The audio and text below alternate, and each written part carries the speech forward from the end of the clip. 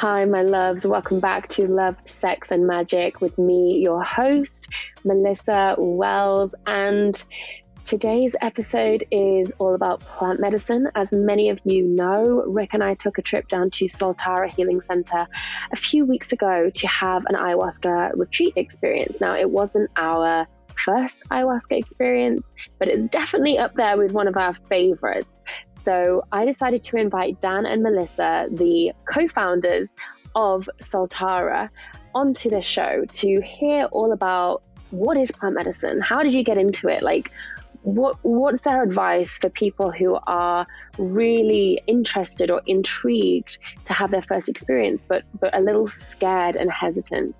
And so we have like a really deep dive conversation here all about the role that plant medicine has played for thousands of years, the role that it's playing now that it's being welcomed into the mainstream, and this conversation is becoming a lot more common, and people are really starting to accept it and bring it in to our world as a healing modality, as a real medicine and tool for transformation.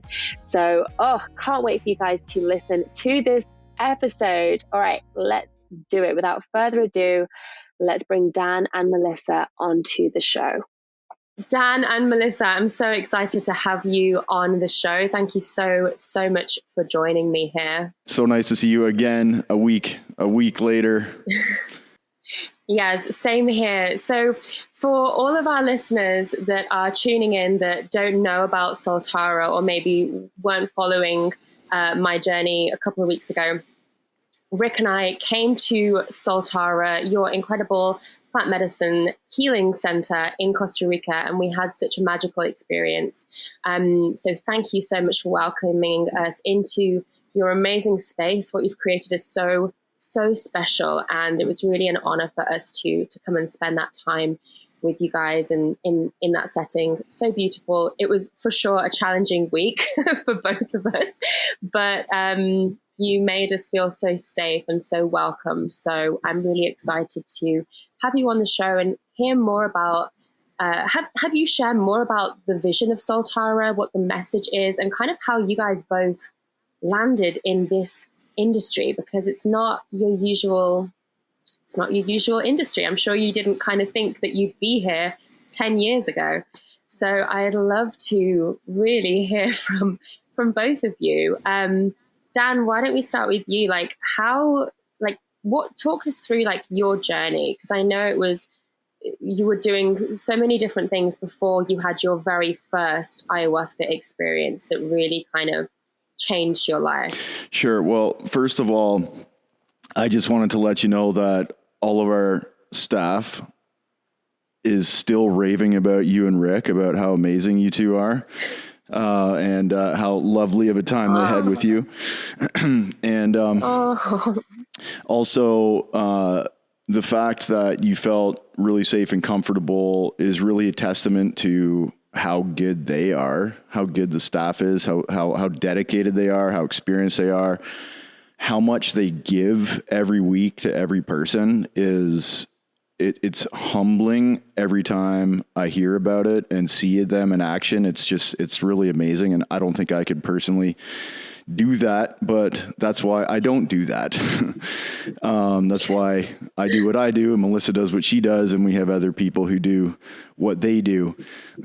So, yeah, I mean, this is kind of is an interesting end point that we find ourselves in right now. You know, you met us last week. We're here in Costa Rica at Soltara, but yeah, I suppose it started quite a long time ago. In 2010 was when I personally got involved with the medicine, with ayahuasca. And like many people, that was due to what I felt was a need to do some inner work on myself, to work on my psychology and work on healing some of the traumas that I was carrying basically my whole life, or carrying with me throughout my 20s, and really letting that dominate my life and dominate my actions. You're a coach. You work on people's inner selves with them. And the outward reality of any given person is a mirror image of what's going on inside of them.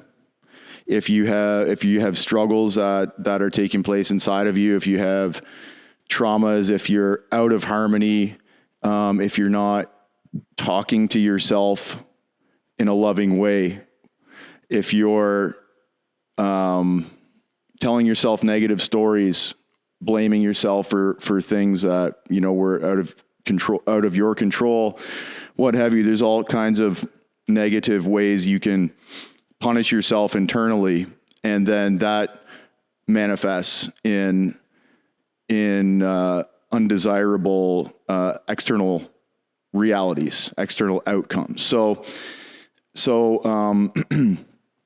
yes, I found myself in a very difficult spot in 2010, basically at what I would call absolute rock bottom for my life. I've never been that low, and I don't think I ever will go back that low. The turning point in my life really was after I started working with medicine. And fortunately, once I started working with medicine and was able to really kind of steer the ship, right the ship,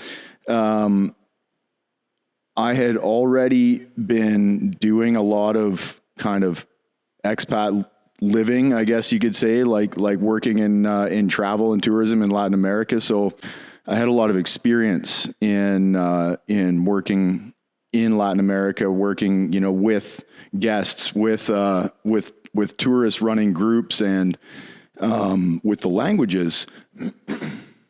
Excuse me. And so once I started to become really passionate about working with ayahuasca because of the changes that it was really making in my own life, and how it very effectively and very quickly kind of showed me the path.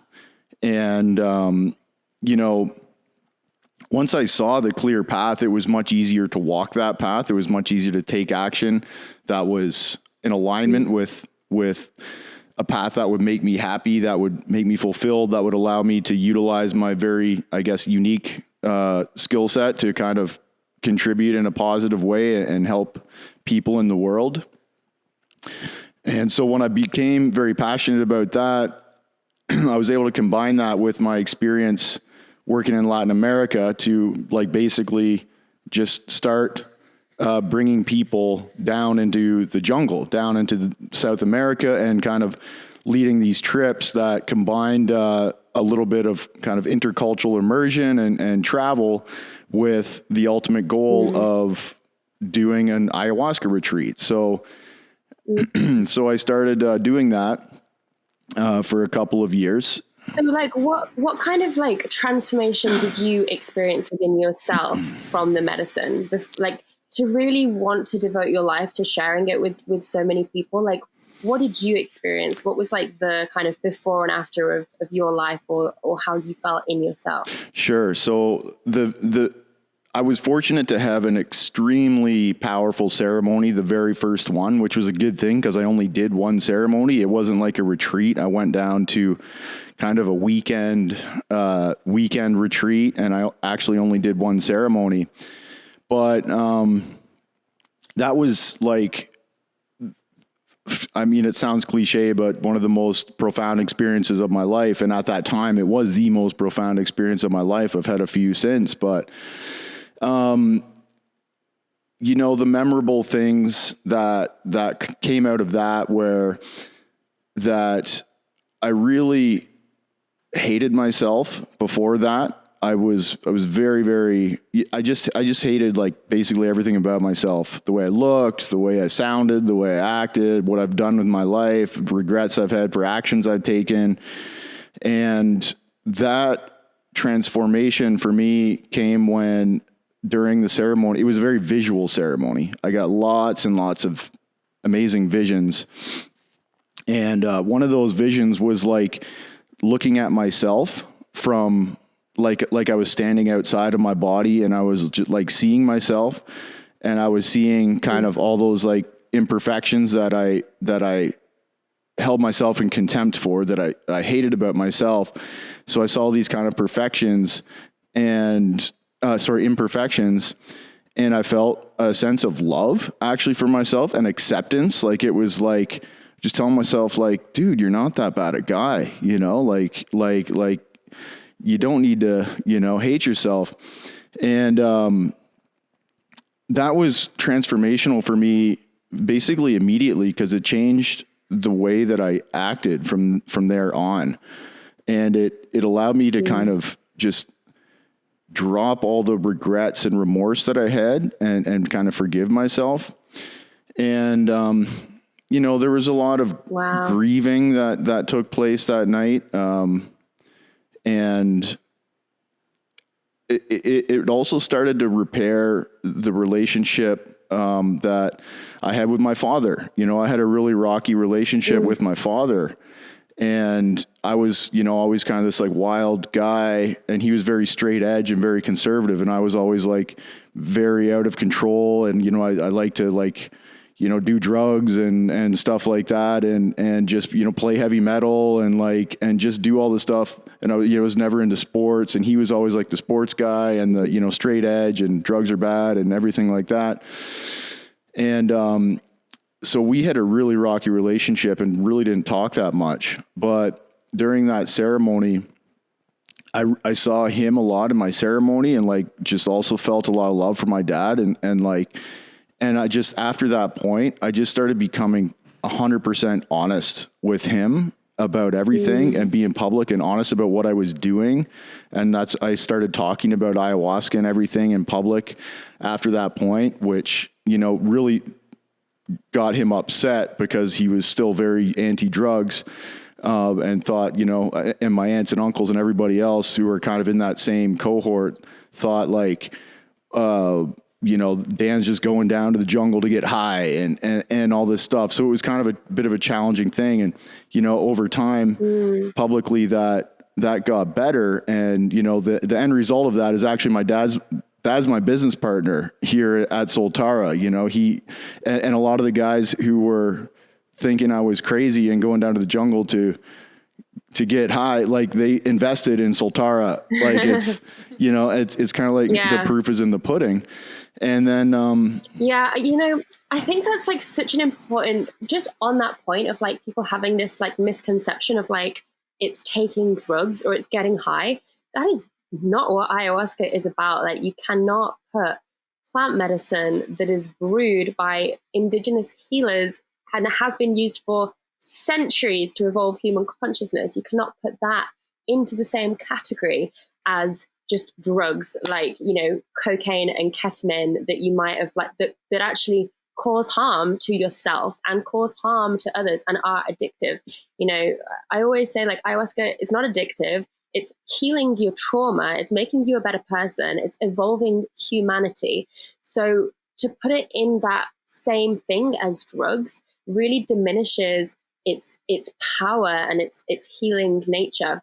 I was just going to say, and the ceremonial context within which it's used too. You know, I think the ritual and the intention and really setting aside that space and, you know, having this sort of reciprocity approach with working with it and showing up to do the work too. I think that also can change the category in which it's defined, you know, how it's being used, and the fact that we are setting aside a sacred space and, you know, showing up to do this work with intention really is transformative. I'd love if you could share more about that, because, you know, you can't, I hear people say like, oh, you know, I'm going to take ayahuasca, and I'm like, where are you going? And they're like, oh, this place in LA or this thing in New York. And I'm like, no, dude. Like, no. Like, can you explain why it's so important to seek out ceremonial and sacred experiences rather than like just go to someone's house and take this medicine? Can you explain, Melissa, like a bit about that? And I'd also love to hear your first like experience and how ayahuasca came into your life. Yeah, absolutely. So one of the main reasons that I think especially ayahuasca and other powerful master plant teachers, which is really how they're referred to in this line of work, the main reason that this is really important is safety. You're opening yourself up mentally, emotionally, spiritually, you're putting yourself in a very vulnerable place, because that's where transformation can really happen, when you're getting to the roots of yourself and of what you're trying to work on. But opening yourself up to that, can be a really vulnerable and potentially dangerous place to be if the container that you're opening yourself up within is not well held. And so what I mean by that is, so we at Soltara work with Shipibo healers. So the Shipibo are an indigenous people from the Peruvian Amazon.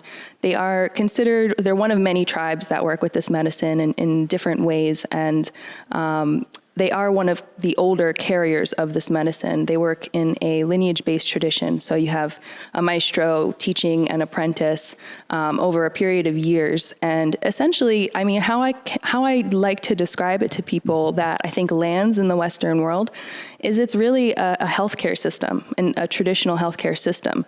And so when you're opening yourself up within that realm, you really want a skilled surgeon to be holding that space and guiding you through that process, because,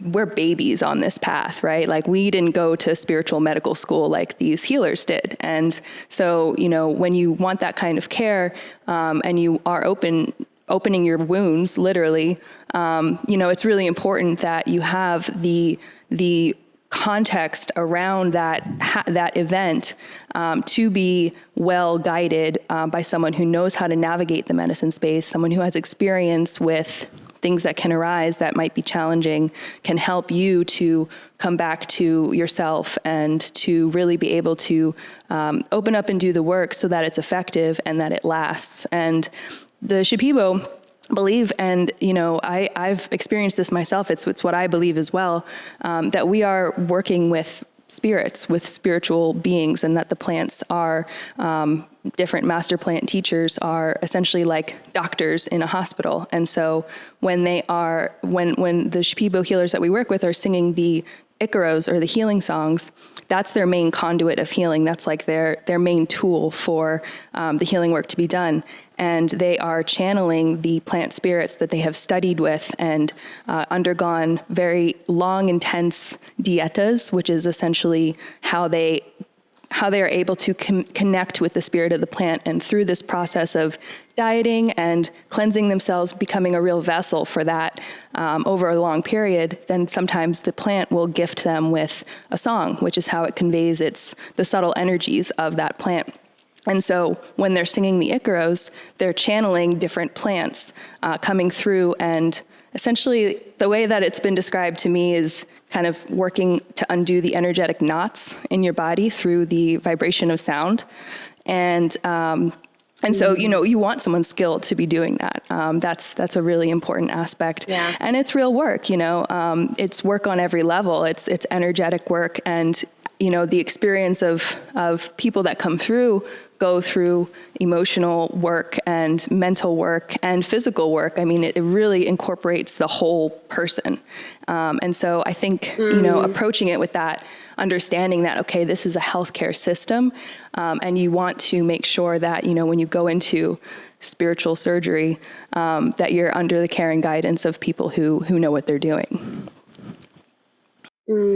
Yeah, no, I completely agree. And when we were in ceremony, I remember the maestra was singing these Icaros, and I could feel my body, like it was like she had this this hold over my body, and I could feel myself like moving as she was singing, but it was like she was moving me, and I had this like real sick feeling in my stomach that just wasn't moving. And when she started singing, it's like it started moving, and then I purged, and I was just like, wow, she made that happen. Like, that was crazy. So yeah, it's so powerful. And obviously you're not going to have that same experience if you are, not in that setting with really experienced healers that can really hold that space. So I know a lot of people listening to this podcast have never done plant medicine, and they're really intrigued by it, because let's be honest, it's like the first time you hear about it, it's like, what?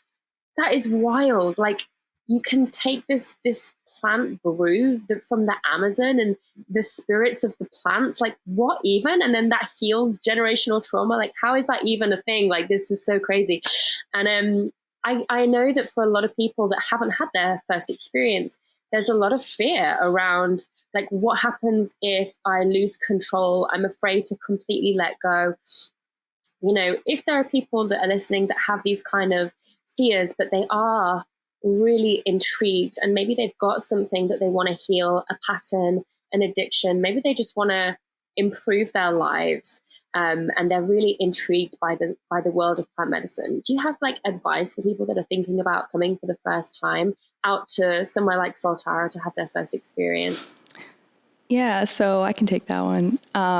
It's just want to also first really normalize that fear, because that is something that, it's almost surprising when people don't have a little bit of trepidation, kind of stepping into the void in a sense.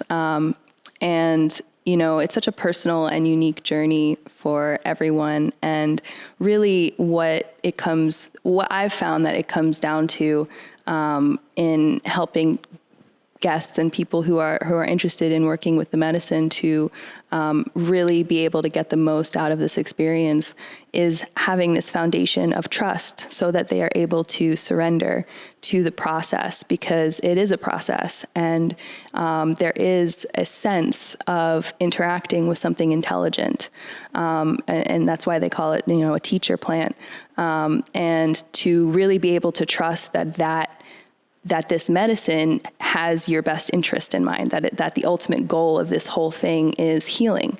And, that can help people to, for example, face or navigate extremely challenging ceremonies or, experiences or feelings that might come up during those experiences, having that underlying sense of trust and surrender. But how do you get that, right? So, one kind of going back just a bit to the safety thing, you really want to know, first of all, who is going to be holding the space for you. So what type of healers are, what is the tradition?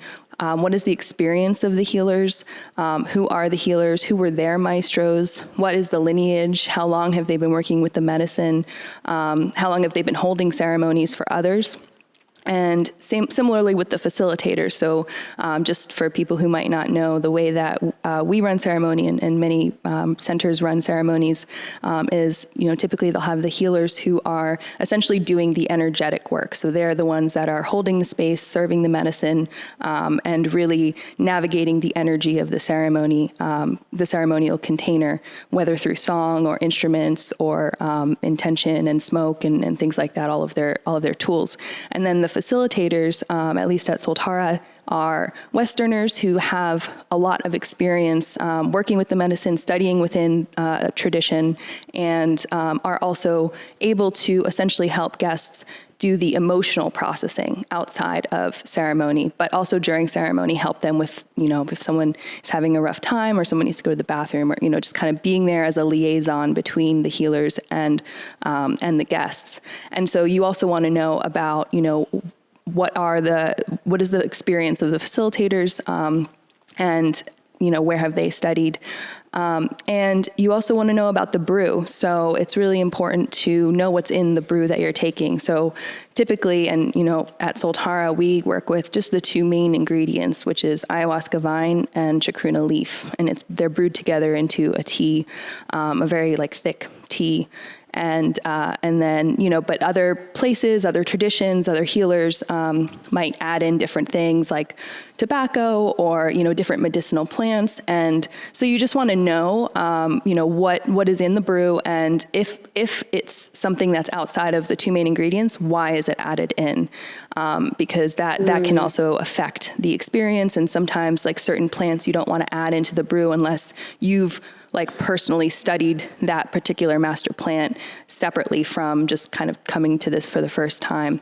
And then another aspect of, if you're coming at this for the first time, you really want to know about the container itself. So, the environment that you'll be in, what is that like? What are the safety protocols? What are the accommodations? What is the physical space, and then what is the programming that is supportive around it. So one of the things that, we really felt after working in the Amazon jungle for some time was, we really wanted to expand the container of healing beyond the retreat experience.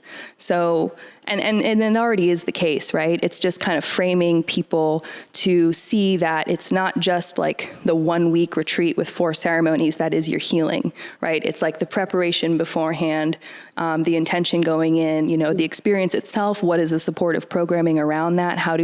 How is the center help to integrate and process what comes up so you can actually change your life back home, or make those make the lessons of the medicine come to life within you. And then the integration piece, which is something that we had felt was just a little bit lacking as sort of ayahuasca medicine was coming more into mainstream conversation. It was like that was the first step. But now kind of looking ahead, it's like, well, actually, like beyond the medicine experience, this work is as important as what we do with it, right? And so, because otherwise it's just a peak experience. And so understanding what the place that you're going to has in place to support you once you go back home. So I think that's been a really key piece for us at Soltara, trying to bridge that gap between the experience and bringing it to life. Thank you for sharing all that. You're so right. There's so much more to it than just the week. And actually, in my experience, what I've found is like a lot of the shifts and the breakthroughs and the healing that I've experienced from plant medicine has actually came after the ceremony. Once I've gotten home and come back into my normal life and realized, oh, I am different. I feel different. And it wasn't necessarily like this come to Jesus moment in the ceremony. I might have had a ceremony where like things were just fragmented and didn't really make much sense and I didn't really know.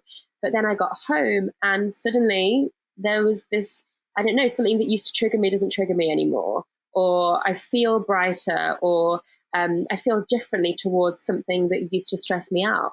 And I really think it's so great that you've got those integration specialists. And I know that actually yesterday, Rick had a session with Soltara's integration specialist, and he had fantastic things to say.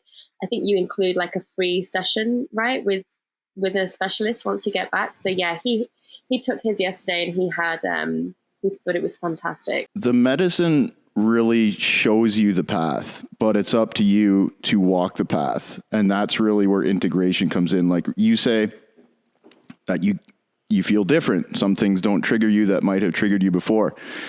And that's typical to feel different for some time after the retreat, after the experience. But if there's no action taken on that in terms of integration, if you don't actively try to catalyze that feeling, that those changes that you came to benefit from throughout the retreat, then that does, tend to dissipate over time in some cases, which is the reason you really, want to focus on integration and focus on taking the actions that you've been shown to take. One of the cool things too, because you mentioned, maybe you didn't have this sort of come to Jesus moment in the ceremony. And, I think if people look on the internet, for example, before they work with this medicine, I think that it can sometimes set up an expectation that, it's going to be this mind-blowing experience, and you're going to be transported to another world and become one with the universe. And that can happen. And it does happen. And it's beautiful. But I think it's also a really beautiful process, what you went through, because kind of going back to the way that the healers work, they are entirely within this energetic space. And before bigger shifts can happen in your life, you have to have that energetic foundational work done. And so that's subtle work. That's not like up here in your head, that's in your body, in your gut, like in your energetic body. And, they do that work, and it might feel like a subtle shift, for you. And oftentimes, I think that those subtle shifts can really change the whole architecture of your life. But that takes time to really see how that is being built up. And so it's really beautiful to hear, how it's kind of coming out and bearing fruit for you after the experience, because that to me indicates that actually some really fundamental things were shifted, with this work. Yeah, no, absolutely. And I think it might be hard for people listening that have never done it before to kind of feel like, well, I really want to do it, but what if I don't get this big experience? What if I do just have things that don't really make much sense? And I'm a testament to someone that hasn't had completely mind-blowing experiences every time, but has come back and massively up-leveled in her life in so many different ways because of what's happened in those ceremonies. So I think, it's really important that people know that they're not just kind of watching the YouTube videos and just being like, oh my God, I'm going to meet the goddess herself when I take ayahuasca. Maybe you will. I know that Rick has, but not I know that some people do, and you can have really dark experiences and you can have really heavenly experiences. And then you can also have experiences where you just feel like you're swimming in soup all night with random patterns.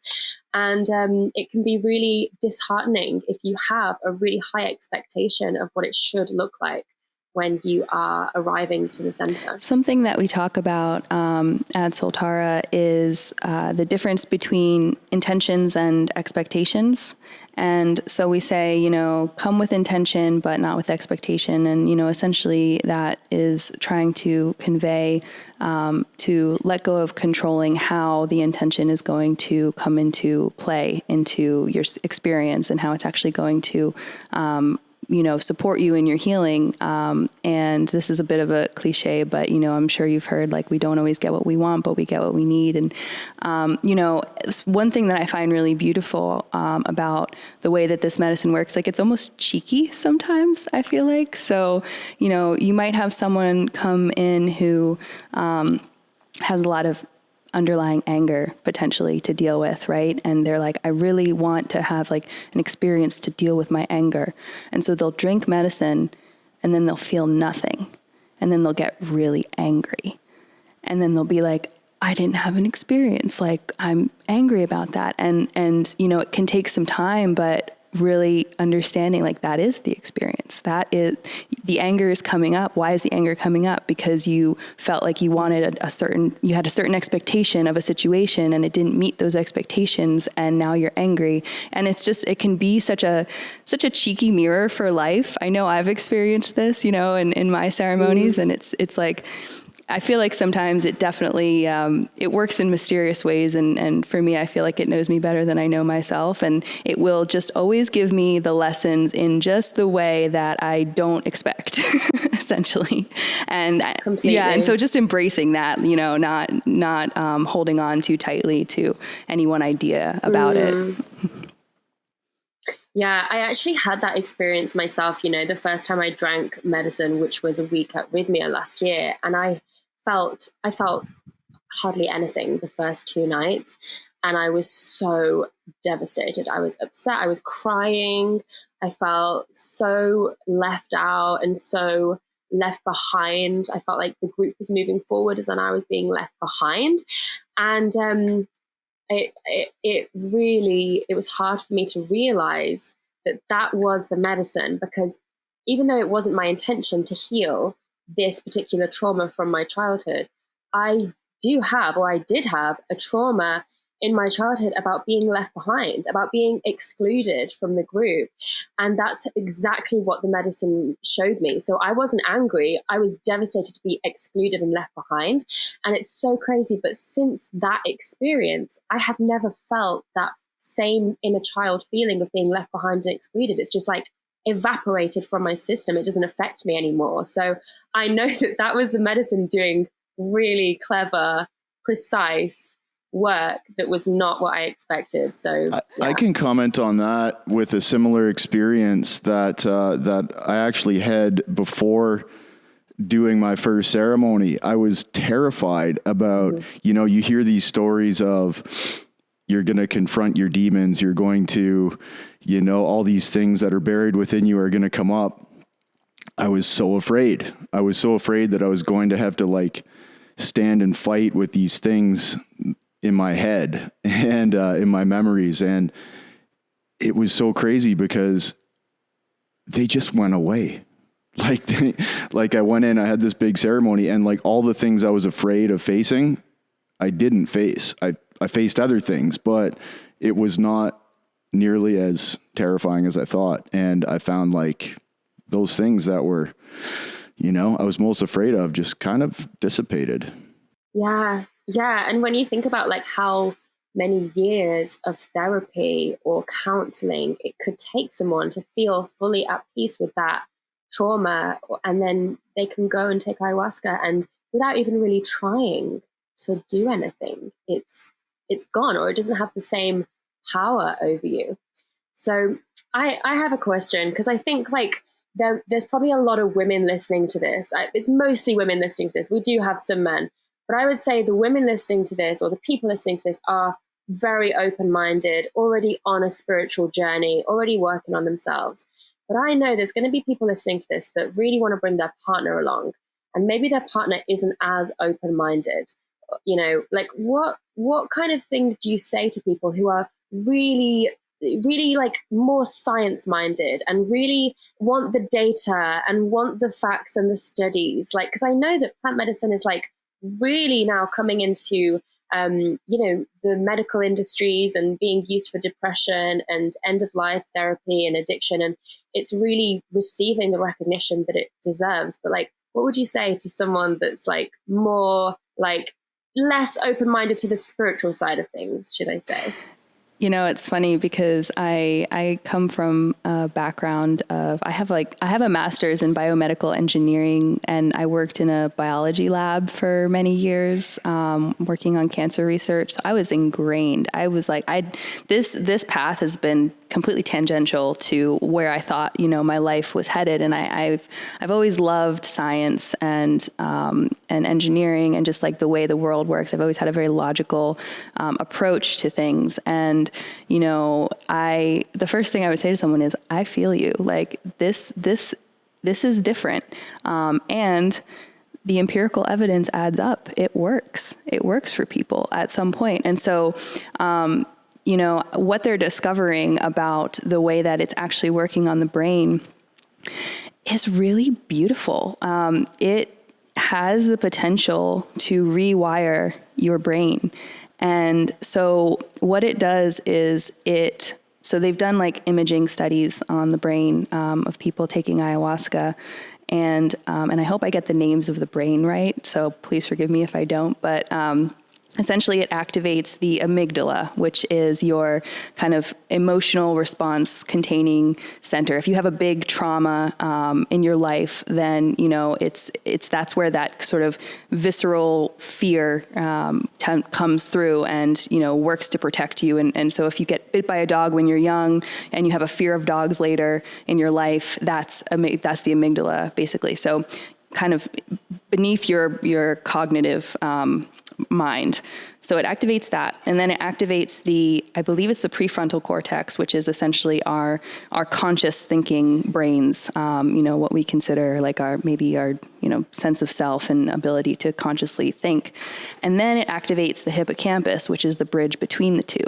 So what it's doing is it's essentially giving you conscious access to this part of your brain that that retains these kind of deepest emotions that really define the underlying narrative of your life, essentially, and your physiology as well.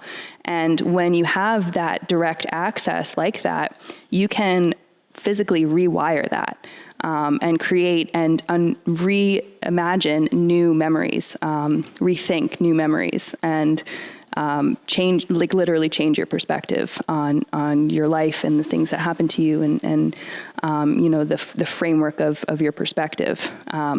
So that's kind of like the science part of it. It is known it's actually being studied for Alzheimer's too, because it has been shown the compounds in ayahuasca have been shown to cause neurogenesis, so creating new neurons, which is, a really just fascinating discovery that, it's just very interesting how it's all sort of coming full circle. I mean, indigenous people knew that this was like a healing medicine for a very long time. And so it's kind of interesting, like now science is just starting to really catch up with that. And so, so kind of just trying to be a bridge for people to understand, like there's two different languages, but really it's kind of saying the same thing. It's really helping to make people whole again. Totally. And there's also like a conversation happening that I hear around like, the Westerners are now taking the medicine from the indigenous people, and we're kind of taking it and running with it. And, maybe there's a conversation happening that maybe the people from the Amazon, the indigenous people, these tribes are actually not happy with us setting up centers and doing all this. But from my experience, it seems, and I've heard them speak to this and say, the world needs healing. So the medicine has to travel. We have to get this out to the masses. Like, what's your take on that conversation and really respecting the tradition of the indigenous people? I mean, I would say that the ends don't justify the means. The how we actually help this medicine spread in the world is as important as helping spread this medicine in the world. It's really not a zero-sum game, right? I mean, with medicine being isolated in the Amazon without any Western exposure, then it's not something that's helping the Western world, and the Western world is the most kind of disconnected, and the cultures who need it the most are the, kind of technologically advanced, always on the screen and working, stressed out. So, I think, and I speak from, experience with, a number of, Shipibo friends who I have, right? The people who work with us, people I've known for years. I have not heard from them anything but support for the globalization of ayahuasca, or rather, maybe that's not a good term, but it's a term that's being used. However,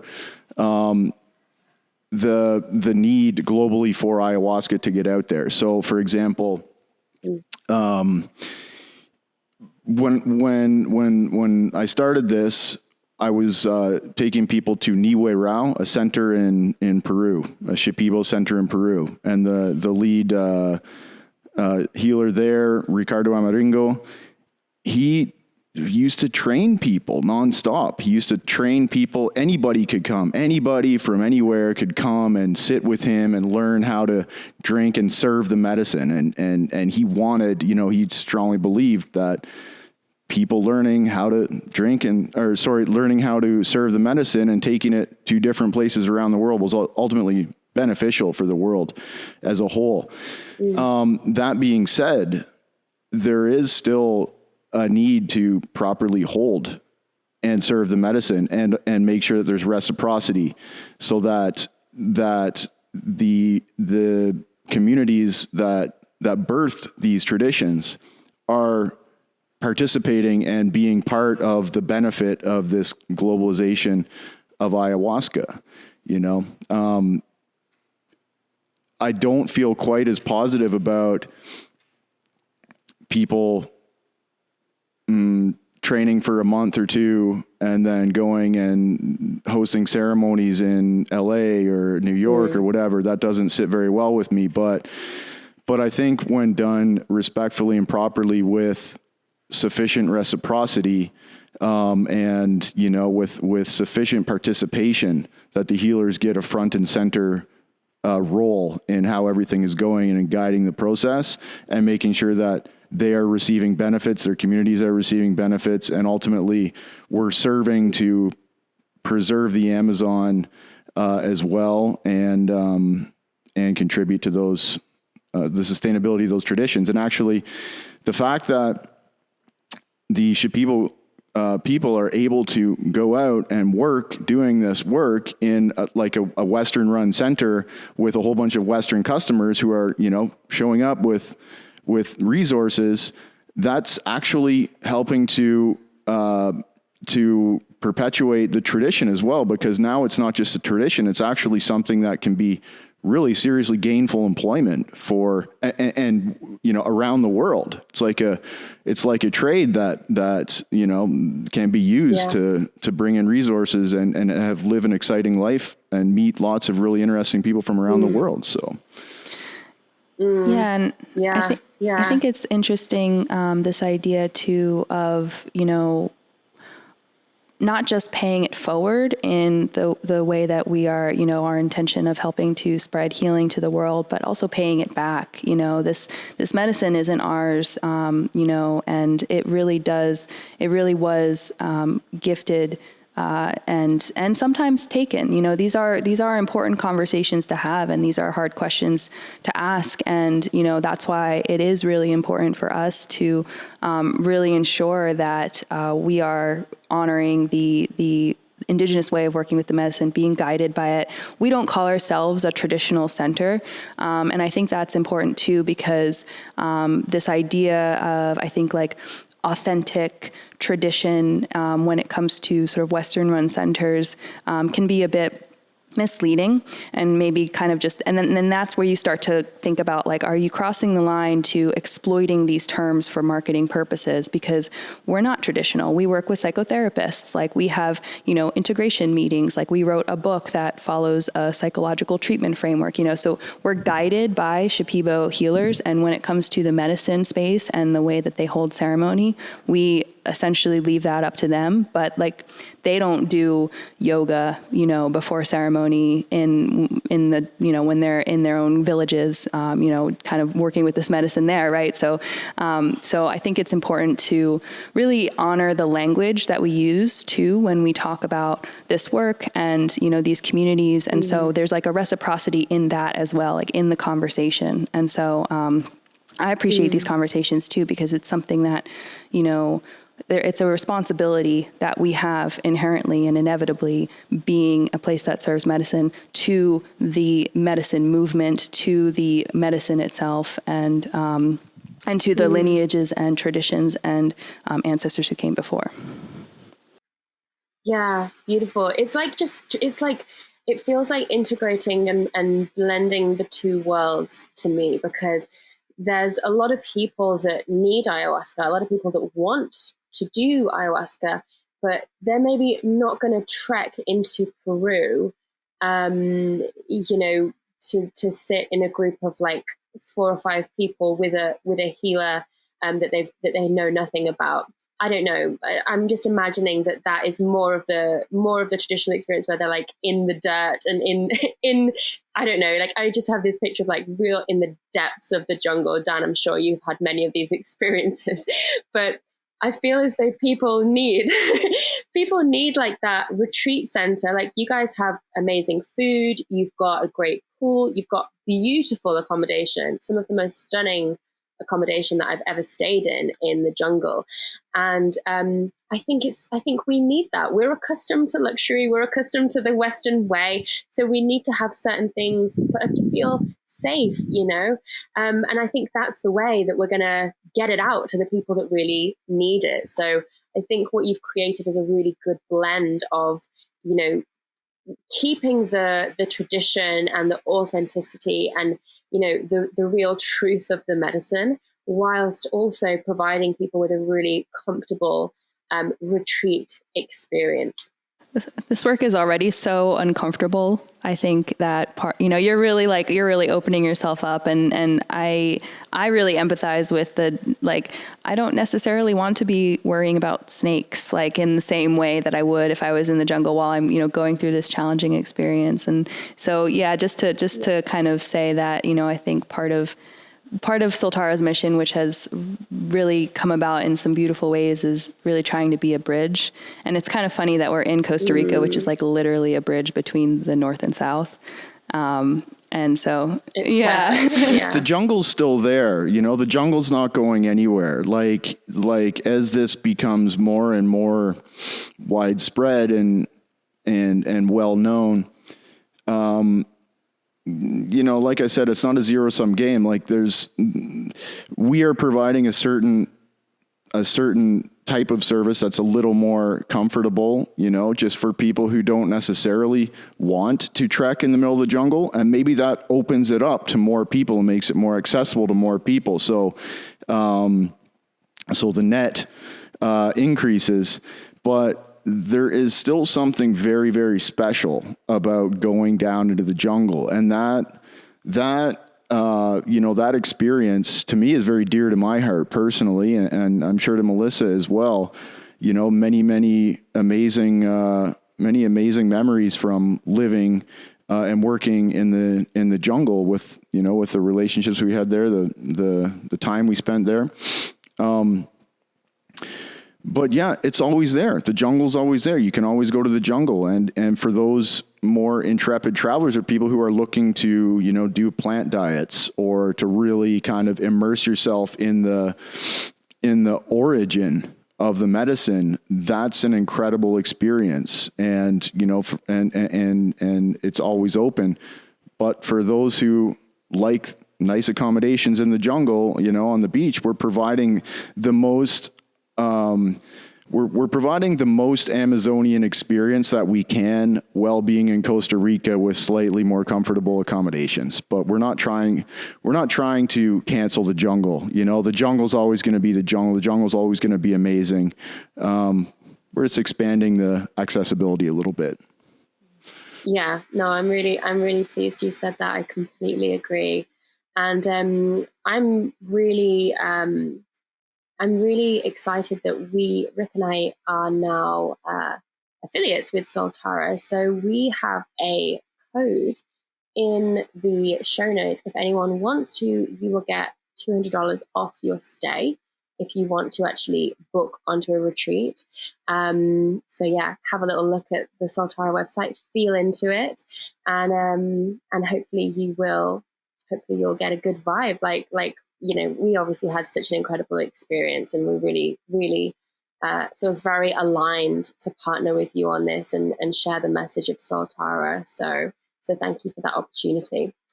And I'd love to just like finish on like a question that I feel like would just be such a great way to end this episode.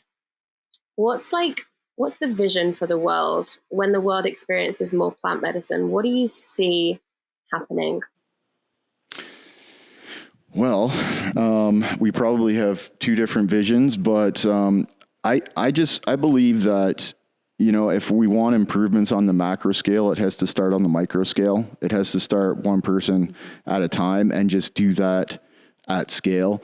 And, you know, we do agree that there needs to be more emphasis put on the follow through, on the path. Like people have these massively transformative experiences. And then what? What's the pathway that we're helping to cultivate and co-create so that as people have these transformative experiences and want to do something more contributory or better or beneficial with their lives, how do you have that pathway going forward? And, you know, I'm personally very optimistic about the future. It looks a little bit bleak, but I do believe that we do have the power to change, and the power is in our hands. And I think, you know, just trucking ahead, going forward, one person at a time, over and over and over and over and over again, eventually gets you to macro scale and global change. So that's my vision. I think that this year has felt like a collective ceremony for the world. The great purge of 2020. This is, you know, all of the ways that the system is not supportive of the people that it has sworn to take care of. And, you know, the gaps within what is being said and what is being done are really reflecting, I think, they're a mirror to how I feel like society is currently feeling internally. There's these gaps within, and, you know, we're wondering why we're following the path set forth to us, you know, to become a cog in the wheel. And then we wonder why we feel so empty, and we have the house and the car, and, you know, we're like, well, I thought that I'd be happy with these things, and it's just not connecting anymore. And, you know, we're very like in our heads mentally, and we're forgetting about our hearts. And, you know, the mind-body disconnection is very real. And so there's just all of these things that are coming out now. And I think that it's really painful, and it's really challenging, and it's really important work. And I really envision a world that is more interconnected, more connected and more interconnected. So connected to themselves, connected to each other, connected to nature, like remembering that we are part of this larger web of life. We're not separate from nature. We're a part of nature. And, you know, how we, it's pretty similar ultimately to you, how we contribute back to that web of life, and the ways in which our sphere of influence extends, and how we can create these ripples of change. The potential's amazing. It's huge. Like watching people come through and take fragments of their life story that were just broken and shattered, and weave them back together into a coherent whole. The capacity of the human spirit to do that is humbling. I mean, I've never been so inspired by people since coming into this work. And I really feel like if we can realize this and become aware of the gaps and the disconnectedness, and then work to heal that, I mean, that's the potential is limitless. I really do feel that. So I hope that happens. I hope that's where we're headed. So beautiful. I feel the changes. I feel that the world is more and more and more ready, and more receptive, which is so exciting to really feel this work be so embraced by all different industries. So it's a really exciting time to be alive and doing this work. So thank you so much to both of you for coming on this podcast, and also just for doing the work that you're doing. You're both so inspiring, living such a purposeful life, doing such important work, changing so many people's lives every single week. So I'm so grateful for you both. Well, thank you so much for bringing awareness, and for your work as well, for your work in helping others and sharing the stories and living your best life. I mean, you yourself are very inspiring. I love watching your stuff because you're just this radiant, like, ball of beautiful energy. And I can tell that, you've got a lot of fans, and rightfully so, because you yourself are quite an inspiring person. So thank you so much. Thank you so much, Melissa. Thank you so much. And everyone, go check out Soltara Healing Centre in Costa Rica, and hopefully enjoy your first plant medicine experience. So thank you so much, guys. Speak to you soon. Thank you. Thanks, Mel. So guys, I hope you absolutely loved that episode, and it's given you even more of a taster and information and more of a feel into what your first plant medicine experience could be like. And I'm really passionate about talking about this because I really feel that the world needs healing now more than ever, and this is such a powerful tool. And so I really trust it. I really do. And otherwise I would not be sharing it so much as I am. So anyway, I hope you loved this episode. If you did, share it, subscribe, drop me a message on Instagram and let me know like what resonated for you, what you liked about this. And yeah, see you next week, guys. Love you lots.